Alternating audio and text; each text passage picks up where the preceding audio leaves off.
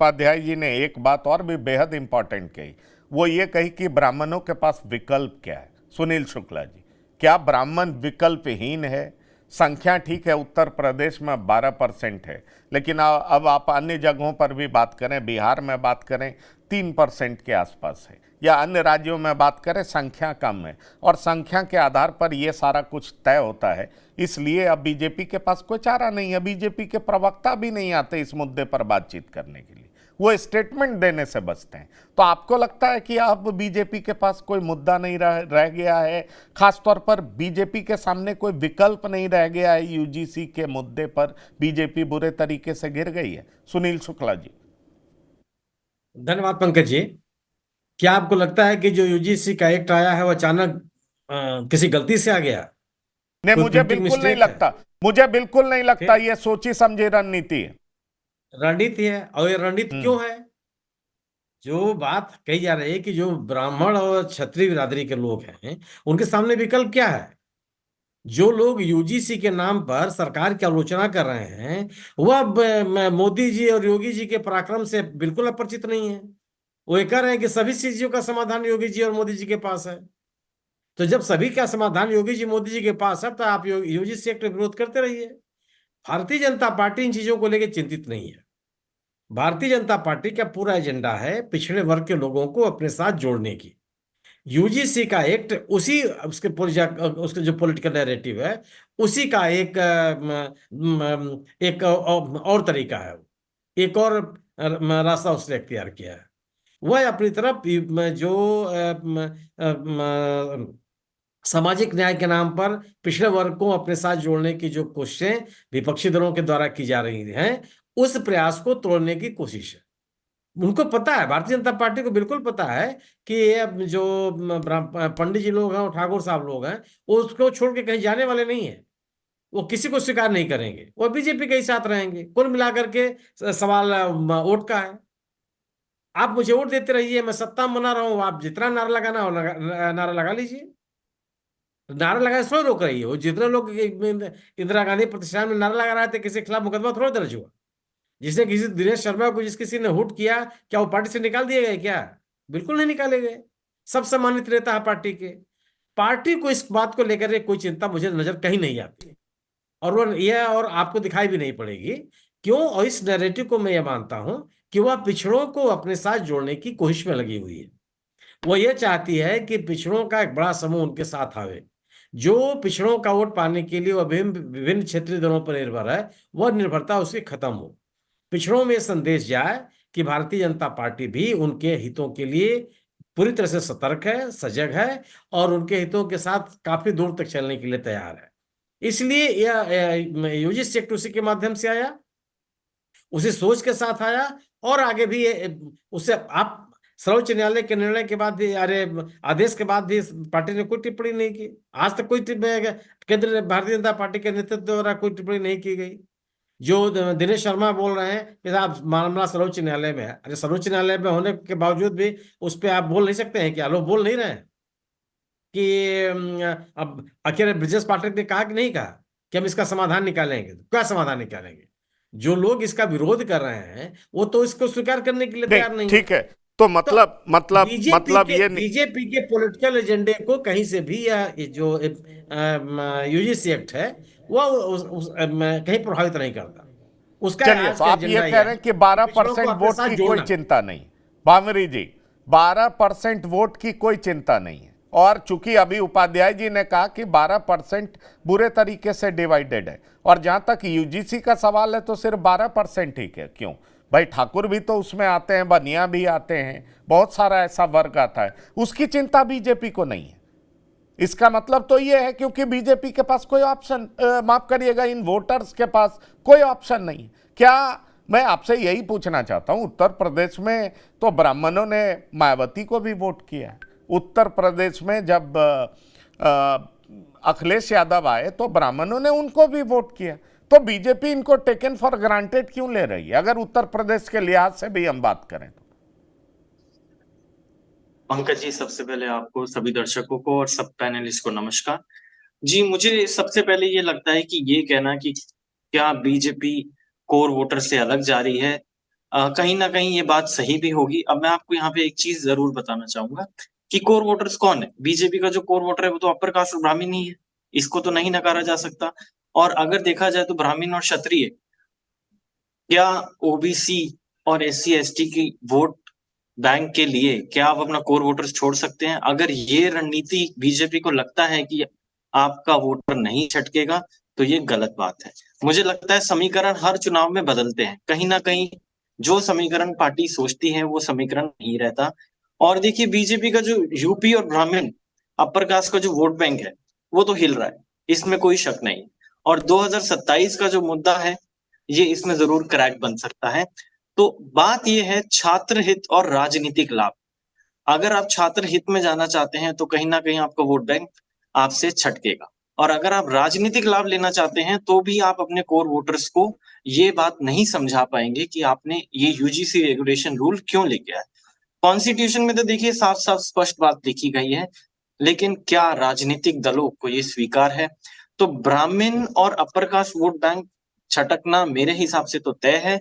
और आप एक बात याद रखिए कि 2007 के चुनाव बीएसपी की सोशल इंजीनियरिंग की रिवर्स हुई, तो अगर ये समीकरण बदला और चुनाव दूर नहीं है तो 2007 में झटका मिल सकता है। आप ये मत सोचिए कि कोर वोट बैंक के पास कोई आपके पास ऑप्शन नहीं है। जी ऑप्शन है। सबसे पहले वोटर्स बड़ा स्मार्ट है, आप ये मत सोचिए कि वोटर स्मार्ट नहीं है। वो अपने हित और अपनी जाति के बारे में जरूर सोचेगा और यही सोच के वो वोट डालेगा। लेकिन ब्राह्मण अपर कास्ट वोट अगर बीजेपी को लगता है उनसे नहीं छटकेगा, तो ये उनकी मेरे हिसाब से बहुत बड़ा ब्लंडर है। और इस पे एक सोच विचार जरूर होना चाहिए और समीकरण को दोबारा से एनालाइज करना चाहिए। मेरे हिसाब से तो ये ओपिनियन होना चाहिए। देख पर एनालाइज करना चाहिए। सवाल ये है, एक के बाद दूसरा इवेंट, दूसरे के बाद तीसरा इवेंट, ये सीक्वेंस ऑफ इवेंट्स हो रहा है। मैं यही, उपाध्याय जी आपने बड़ी मार्के की बात कही, ये सच भी है कि कई लोग कहते हैं विकल्प क्या है। आपको ये लगता है कि बीजेपी ने ये सोच लिया है कि टेकन फॉर ग्रांटेड है, ये जाएंगे का, नंबर 1। और नंबर 2, बीजेपी को ये लग गया कि जिस तरीके से रोहित वेमुला वाले मैटर को लेकर के कर्नाटक की सरकार पूरे तरीके से तैयार है, और दूसरी बात राहुल गांधी ने इसको बड़ा मुद्दा बनाया और लोकसभा चुनाव में वो परिणत होता भी दिखा कि भाई आपके सेक्रेटरी कितने ओबीसी हैं, आपके फलां कितने ओबीसी हैं, इस लेवल पर राहुल गांधी बात करते दिखे। और 2024 के चुनाव में परिणाम भी दिखाई पड़ा। तो अब बीजेपी को लगा कि अगर इस तरह की बात हम नहीं करेंगे, काम नहीं करेंगे, नैरेटिव तैयार नहीं करेंगे, तो कांग्रेस को जवाब मिल नहीं पाएगा और आगे हमारे लिए मुश्किलें आएंगी। आपको लगता है बीजेपी इसलिए अब तय कर चुकी है कि इसी रास्ते पर चलना होगा? पूरे ओबीसी वोट बैंक जिस संख्या में बढ़ा है उसको और बढ़ाने के लिए यही रणनीति अपनानी पड़ेगी। विजय जी। हाँ, ऐसा हो सकता है, वो शायद ऐसा सोच रहे हों जो बात आप कह रहे हैं। लेकिन मेरा मानना है कि भारत की पूरी राजनीति ही ओबीसी और एससी पे ही डिपेंड है। अगर आप इससे कटते हैं तो आप सत्ता से बाहर हो जाते हैं। मैं आपको एग्जांपल दे देता हूं। उत्तर प्रदेश में राजनाथ जी मुख्यमंत्री थे, कल्याण सिंह भाजपा छोड़ के बाहर चले गए थे। उस समय क्या परिस्थिति हुई? 88 सीटें बीजेपी जीत के आई थी 2002 में, और लीडरशिप राजनाथ जी के हाथ में थी। उसके पहले कल्याण सिंह और कलराज मिश्रा के हाथ में लीडरशिप थी। 96 में 188 सीट बीजेपी जीती थी, 100 सीटें साफ हो गई।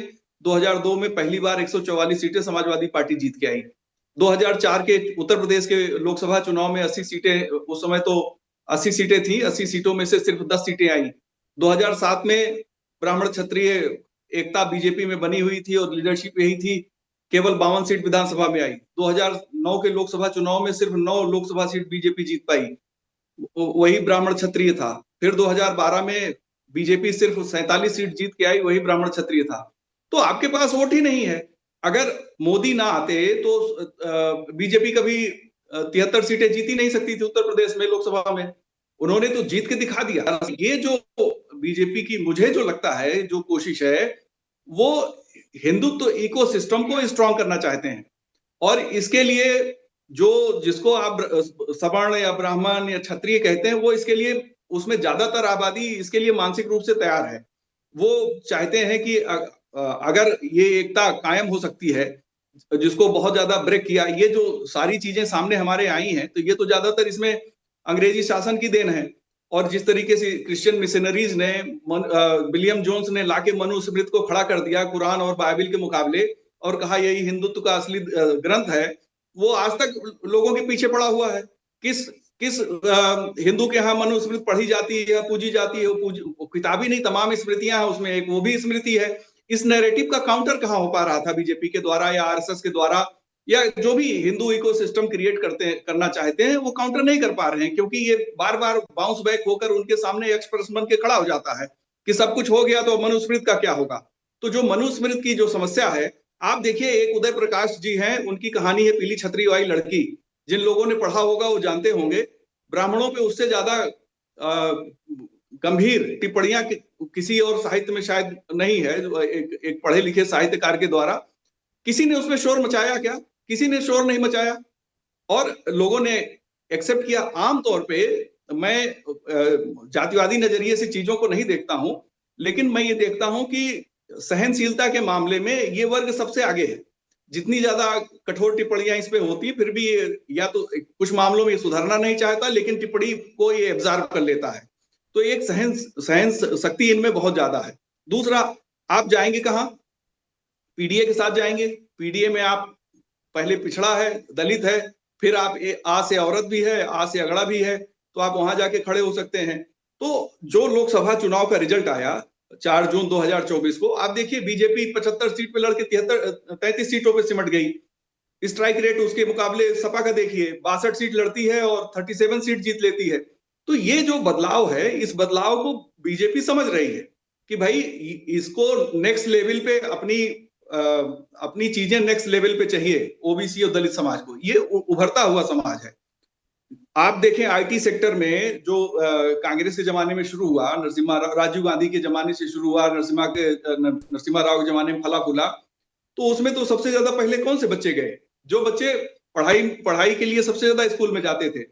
मंडल उसके बाद आया, उसके बाद जोश आया, उसके बाद पढ़ाई लिखाई शुरू हुई। यूनिवर्सिटीज में ओबीसी के बच्चों की संख्या बहुत ज्यादा हो गई। छात्र संघों में जहां तिवारी, मिश्रा, शुक्ला, ठाकुर सिंह और ये लोग जीतते थे, वहां पे फिर यादव, पटेल और दूसरे जीतने लगे। तो ये बदलाव जो हुआ है, इस बदलाव को अगर समाज स्वीकार नहीं करेगा तो फिर समाज खड़ा ही नहीं हो सकता। ये जो यूजीसी वाला पूरा मामला अप्रेंटिली देखने में ये लगता है कि किसी वर्ग के साथ भेदभाव है। तो स्त्रियों से जुड़े हुए जितने कानून हो पुरुषों के खिलाफ है। पूरे समाज में बहुत बड़ी समस्या है। डाउरी वाले मामले को आप देखिए, सुप्रीम कोर्ट कितनी बार टिप्पणी कर चुका है। SC/ST एक्ट भी उसी में है। इसका दुरुपयोग जब होता है, लेकिन दुरुपयोग कितना % है? दुरुपयोग होता है इसका, मैं नहीं कह रहा हूं नहीं होता है। उस पर भी सुप्रीम कोर्ट ने कहा कि भाई इसका दुरुपयोग हो रहा है। दुरुपयोग को कानून पकड़ता भी है और कई बार दुरुपयोग के पीछे कारण भी होते हैं। या तो सबक सिखाने का कारण होता है या उस कानून को तलवार के तौर पर इस्तेमाल करने का होता है। यूजीसी का जो कानून है, जिसपे अभी सुप्रीम कोर्ट में चर्चा होगी, वहां भी एक तरीके की कवच कुंडल दे दिया कर्ण को यूजीसी ने कि भाई ये कवच कुंडल लो और तुम पढ़ाई में अब कोई आपत्ति न करना कि भाई ब्राह्मण जो पीली छतरी वाली लड़की में लिखा है उदय प्रकाश ने, उस तरह की तुम्हारे साथ कोई भेदभाव नहीं होने की स्थिति है। तुम बताओ कौन कर रहा है? तो अगर उत्तर प्रदेश में पटेल और यादव जी भी कर पाएंगे तो हरियाणा में तो नहीं कर पाएंगे जाट साहब, और ना गुजरात में पटेल साहब कर पाएंगे। तो ये तो एक पूरा नेशनल लेवल पे ये पूरा इसका असर होगा ना। तो जब बहस होगी तो हर जगह की होगी, खाली उत्तर प्रदेश के ठीक है में तो होगी नहीं। तो मेरा ऐसा मानना है कि आदमी जाएगा कहाँ? अगर हम मान लें कि चलिए ब्राह्मण बहुत नाराज हो गया, तो ये जाएगा कहाँ? अभी अवमुक्तेश्वरानंद की लड़ाई किससे थी? योगी जी से थी? नहीं, उससे ज्यादा रामभद्राचार्य से थी। रामभद्राचार्य सबसे ज्यादा जातिगत टिप्पणियां करते हैं और उन्होंने ही सबसे अवमुक्तेश्वरानंद के खिलाफ उन्होंने एक आशुतोष ब्रह्मचारी को खड़ा किया अकॉर्डिंग टू अवमुक्तेश्वरानंद। तो लड़ कौन रहा है? आप आरोप हम लोग किसी पे भी लगा दें, लेकिन आमने सामने कौन है? एक ब्राह्मण, एक दूसरा ब्राह्मण। तो ये जो समाज की जो ये परिस्थिति है, इस परिस्थिति में राजनीतिक बिखराव हो जाएगा या बीजेपी छोड़कर लोग कहीं और चले, कहां जाएंगे? कांग्रेस जो CPI-ML के नीतियों पे चल रही है, या फिर अखिलेश के साथ भी दिक्कत है, वो ब्राह्मणों को एकमुश्त ले ही नहीं सकते। अगर लेंगे तो उनकी पार्टी में दिक्कत हो जाएगी। तो लोग जाएंगे कहाँ? मेरे पास है प्योर पाव भाजी का मसाला, प्योर पाव भाजी मसाला, पाव भाजी को टेस्टी बना डाला। सबका राजा आल प्योर मसाला। ये है सीक्रेट रेसिपी MDH का जीरा सर जल जीरा मसाला।